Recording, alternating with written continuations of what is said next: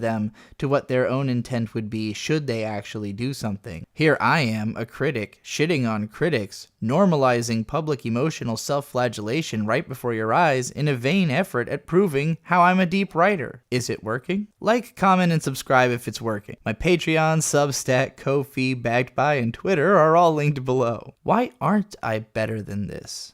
What do I need to do to be as great as I think I'm supposed to be? Ideas like this have always haunted me. Perfect Blue, Act 1. As I boot up Perfect Blue on VLC, I can hardly believe it is only 80 minutes long. It is unbelievably tight to fit in so much detail in such a short time, and I want now to own the storyboard so I can pore over it again and again to figure out how this was accomplished. Short and punchy stories are my favorite, but this one takes me on such a journey with so much to think about that I've never considered it as short. For the first 13 minutes, the film details the death of Mima's career as an onstage pop idol, whose ghost will haunt her for the next months of her life until the thrilling conclusion of this film. There's a lot to unpack about the particular presentation of Mima's retirement from the idol scene, and luckily I feel well prepared to do it because this is, for me, one of the most unfortunately relatable films in the world, and one I think I have an uncommon level of perspective on with which to comment. Like in the case with Mima, some aspect of the creative arts and ambitions within that industry have always been with me. In the conversation with her mother at the end of this scene, she's reminded how she always wanted to be a singer, and about all of the work which she's put into trying to accomplish this goal. But Mima steadfastly reassures her mother of her disillusionment with the career of a pop idol, stating that her mother doesn't really understand the inner workings of the industry which are driving her decisions. I had a conversation like this with my dad this morning. I think a key aspect of this film's mystery is how it never exactly declares what Mima really wants. There is a moment when her producer and manager are fighting over whether she should go fully into acting or continue her singing career on the side, which ends in the manager, who wants Mima to keep singing so much that she's going to make the rest of the movie happen,